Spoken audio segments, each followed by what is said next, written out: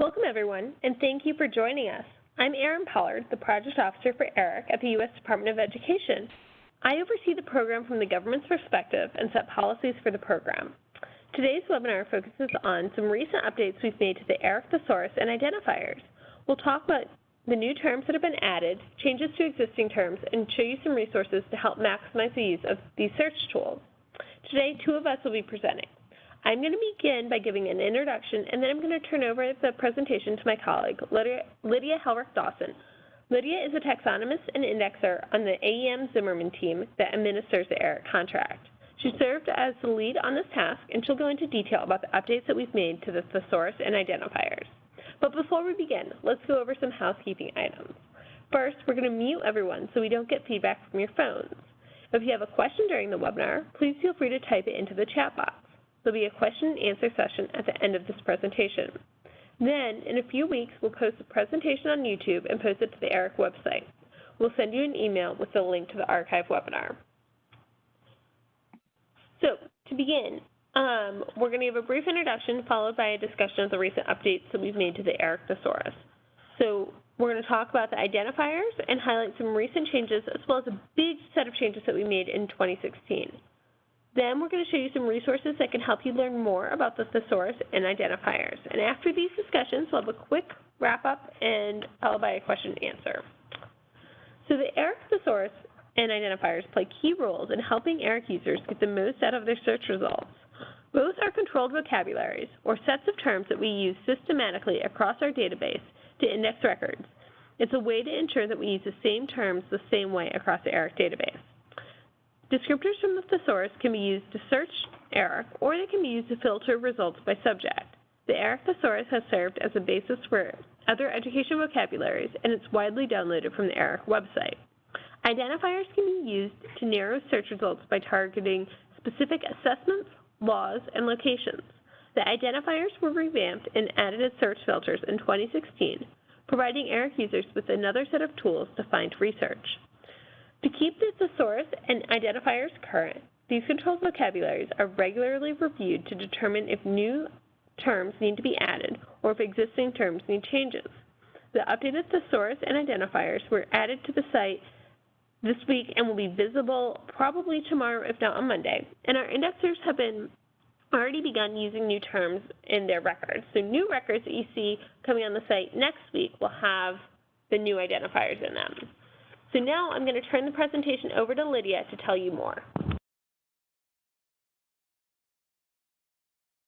Thank you, Erin, and thank you all for joining us today. As Erin mentioned, we're going to tell you about the updates that have just been made to the ERIC Thesaurus and identifiers, starting with the thesaurus. I'm going to begin today's discussion by addressing one of our frequently asked questions: why use descriptors in your ERIC search? Let's watch this video clip for the answer.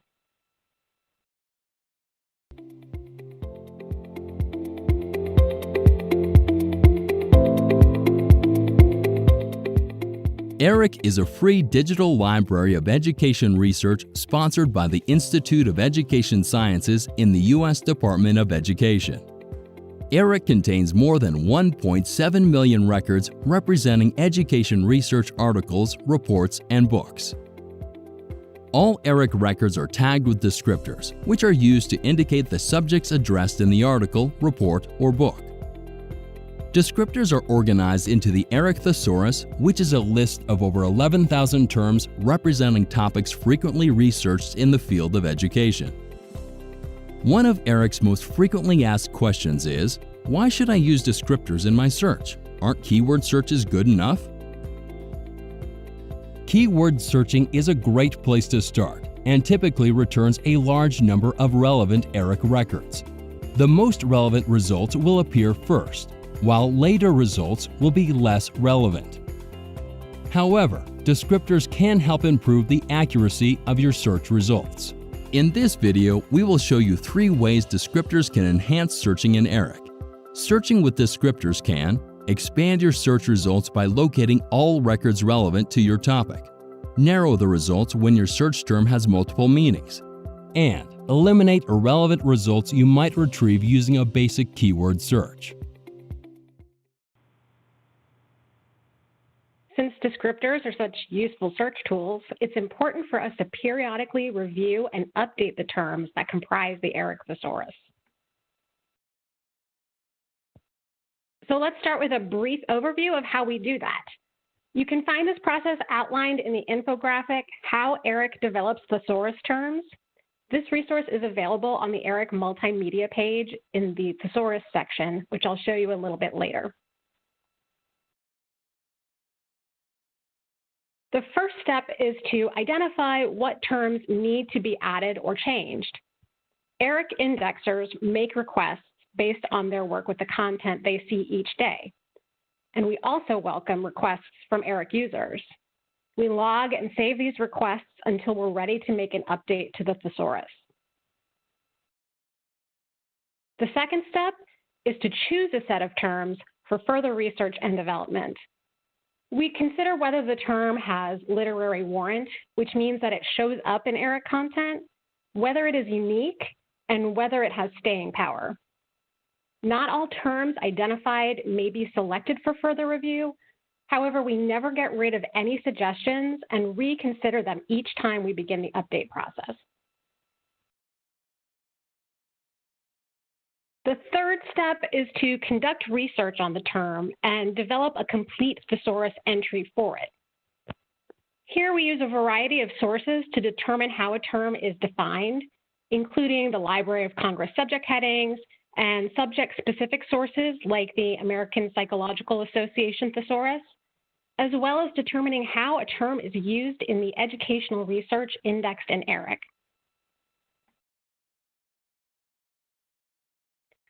A term entry contains several parts, and it's the job of the taxonomists, like me, to make sure each part is completed in accordance with our guidelines, as well as the national standards for thesaurus construction. So let's walk through an example. Here we can see the entry for the descriptor vocational schools. First, we start by deciding what word or words will make up the actual descriptor. That is what will be used in indexing and searching. Here, the descriptor is a two-word term, vocational schools. Once we've decided on a descriptor, we write a scope note. A scope note is like a definition. It tells you what that term means in the field of education, and more specifically, how it's used in ERIC. We can see here that vocational schools can refer to either secondary or post-secondary schools that provide instruction in skilled or semi-skilled trades and occupations. When writing scope notes for new terms, we use plain language consistent with the government-wide Plain Language Initiative. Now that we have a definition for the descriptor, we can assign it to a broad subject category. Vocational schools falls under the category Educational Levels, Degrees, and Organizations. These categories can be used to browse the thesaurus by subject. Last but not least, terms are linked to other terms in the thesaurus. Descriptors may have broader terms, narrower terms, and related terms. As you can see in this example, vocational schools has a broader term, schools, as well as 2 narrower terms and 4 related terms. Descriptors may also have synonyms, which are terms that mean the same thing or almost the same thing as the descriptor. Vocational schools has 2 synonyms, area vocational schools and technical schools. Once the entries are complete, we then submit the proposed updates for review and approval by the ERIC indexers, quality assurance staff, and the Department of Education. Finally, once the new and changed terms are approved, we revise the thesaurus both in our indexing system and on the ERIC website. An XML file containing the entire thesaurus is made available to the public in the download area of the ERIC website. Now let's talk about what's new in the thesaurus. This year we've added 21 new descriptors, including 21st century skills, game-based learning, open educational resources, and students with disabilities, among others. Open educational resources is a great example of something I mentioned earlier. that we never get rid of requests to make changes to the thesaurus. This was originally requested by an ERIC user in 2008. At the time, we didn't have literary warrant. That is, we didn't have enough instances of the subject in ERIC to consider adding it to the thesaurus. Over time, it became clear that this subject wasn't going anywhere and that we were seeing more content addressing this topic. In addition, we didn't have any descriptors that were ideal for indexing it. So now, just a little over 10 years after we received the original request, we're adding it to the thesaurus. We also added 19 new synonyms. Some are synonyms of existing terms, like emotional impairments and mental models. Others are synonyms of new descriptors, like doctoral candidates. While synonyms are not used in indexing, they are added to the thesaurus to guide users to the term or terms we use to index a particular subject. The language of the thesaurus needs to evolve to reflect changes in the language of education. While this often means adding new terms, sometimes it means making changes to terms already in the thesaurus.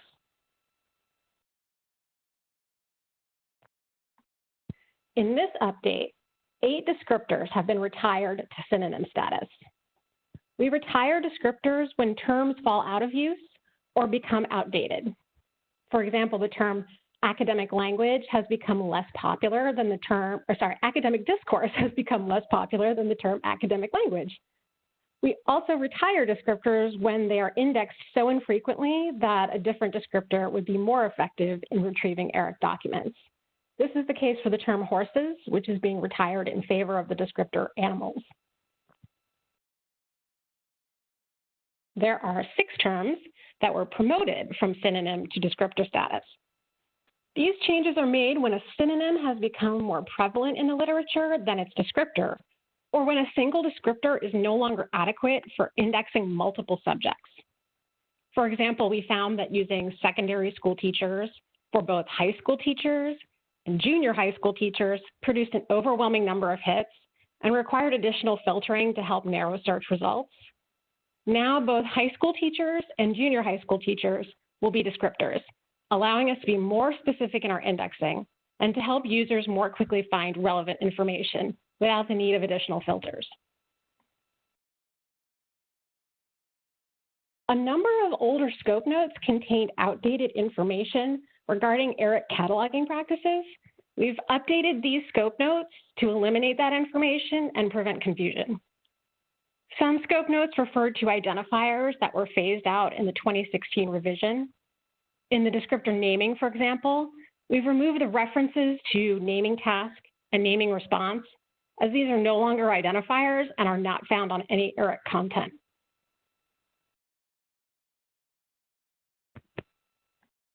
We also updated scope notes that referred to pub type codes, which are now represented in the publication type field.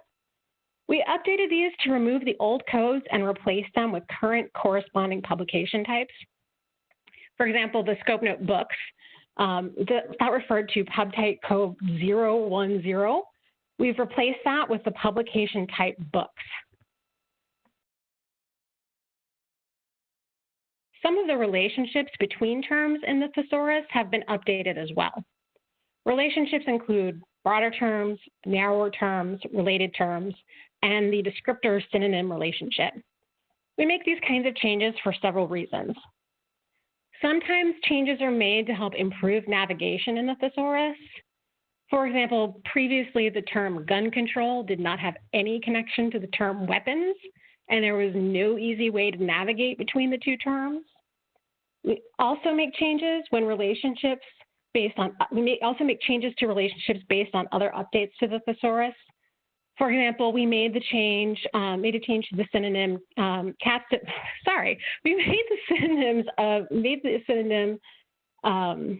when we made the synonym capstone experience as a descriptor, we needed to update the descriptor synonym relationship for capstone courses and capstone programs as well.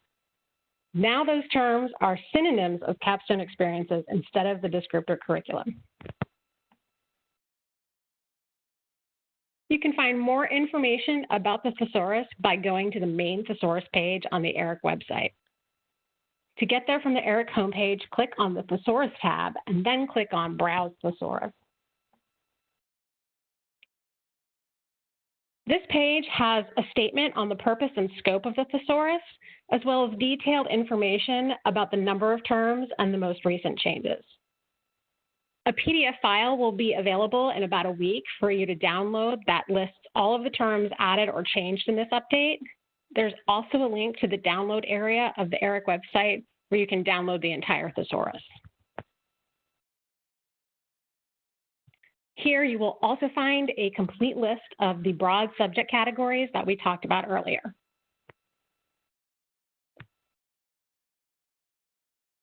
Another way to find out more about the thesaurus is to go to the thesaurus section of the ERIC multimedia page, where you'll find informational videos and the infographic of the update process that we looked at earlier. First, you see the video we watched, Why Use Descriptors in Your ERIC Search. Another video, Finding the Right Descriptors for Your Search, is a guide designed to help you identify appropriate descriptors to use in place of keywords. It provides some helpful tips that you can use to take advantage of the searching power of descriptors. These videos, the infographic, and the recorded webinar you see here on the ERIC Thesaurus provide additional information for users interested in learning more about the thesaurus. We develop these resources to help support new ERIC users who are not familiar with searching using controlled vocabularies. If you work with new ERIC users, like students or researchers, you may want to let them know about this resource area on the ERIC website. And if you're a librarian, you may want to consider adding a link to the videos in your LibGuides.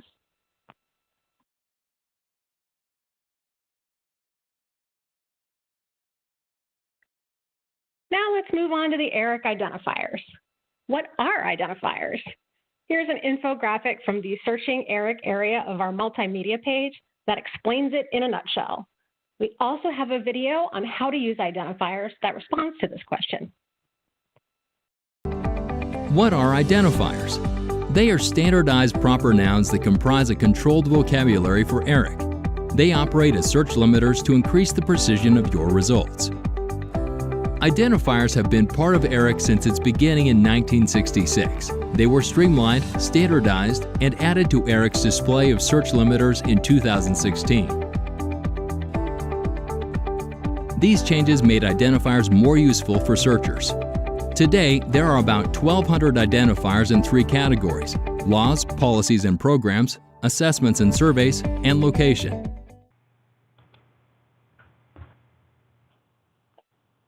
As noted in the brief clip we just saw, we completed an extensive revision of the identifiers to improve their usefulness in 2016. Identifiers that were not proper nouns or had minimal use in indexing were eliminated. Identifiers that had been truncated in order to meet old character limits were updated.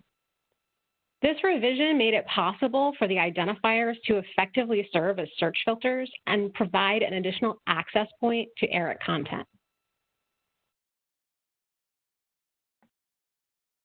In the current update of the identifiers, we've added 3 new identifiers to the Laws, Policies, and Programs list: Deferred Action for Childhood Arrivals, or DACA, Development Relief and Education for Alien Minors Act, and the Every Student Succeeds Act 2015. We have also added 21 new assessments and surveys to the list. They include the Community College Survey of Student Engagement, the Social Responsiveness Scale, and the Measures of Academic Progress. We've also added a number of studies sponsored by the National Center for Education Statistics, such as the High School and Beyond Study and the National Post-Secondary Student Aid Study. We did not make any changes to the location identifiers in this update. So let's take a look at how you can use these new identifiers, as well as the existing identifiers, to enhance searching in ERIC. In this clip, we are looking for records on the National Assessment of Educational Progress. ERIC indexers add identifiers to records to make it easier to find relevant materials in the collection. Here's an example of how identifiers aid searching. Let's say you want to find articles on the National Assessment of Educational Progress. An identifier will allow you to filter your search results to see all articles that discuss this assessment, regardless of whether the author uses the formal name or a variant like NAEP or the Nation's Report Card. Identifiers increase the precision of a search by acting as filters to narrow search results. Again, we encourage you to let people know about ERIC's support resources, and please feel free to contact us if you have any suggestions for topics you would like to see us cover in a future video, infographic, or webinar. Now I'll turn things back over to Erin for our wrap-up and for your questions. Thank you, Lydia. We hope you found this presentation to be helpful. Now we're going to take some of your questions, so please use the chat box to ask away. And just as a reminder, we are expecting these updates. This is kind of a sneak peek. The updates should be live on the website either tomorrow or on Monday. So it looks like we have a few questions so far. And the first one is, do we add new descriptors to existing records? And the answer to that is, given the sheer number of records in ERIC, we don't go back and add new descriptors to existing records. We only are adding them going forward. Okay, and there's a second question of, is there a PDF of the thesaurus available, and is there a plan to make it available in the future? So we don't do print versions of the thesaurus. We offer it via XML, and you can get that in the downloads area, which is in the footer of every ERIC page. Although I would recommend waiting until tomorrow or Monday, so that way you get the new version that has these updates. And all right, we have just a few more questions that we see. And this is about identifiers. So it says, my paper in ERIC doesn't have a location identifier, but the paper provides my institution's location. Why wasn't a location identifier included? And we get this question all the time. So location identifiers are used to describe the location studied or the location where the data were gathered or other research conducted, or something that's profiled when it's explicitly stated by the submitter. So let's say you went to Cornell, we wouldn't use the descriptor of Ithaca because you wrote the paper in Ithaca. We would only use it if you studied students who were in Ithaca, and Ithaca is no longer a descriptor, it would be New York, but that's just an example. Because location identifiers are intended to reflect the location of the institution doing the work, are not supposed to identify where you're doing the work, but instead who is being studied. Okay, and it looks like we just have one last question, and that is, what is a dead term? And this is something that you see on the website. And a dead term is a term that was once a descriptor, but due to an inherent ambiguity, it was indexed inconsistently, and therefore we took it out of the thesaurus. It also can be, if we had difficulty to create a descriptor synonym, aka equivalency relationship, with another descriptor in the thesaurus. So these are terms that we don't use anymore, but we've kept them in just so you can search them in case you find an older record with them. And with that, thank you so much for joining us today. If you have any other questions about the ERIC thesaurus, the identifiers, or ERIC in general, please contact us at ericrequests@ed.gov. And you can also use the email address to send in any requests for future updates of the ERIC thesaurus and/or identifiers. Enjoy the rest of your day.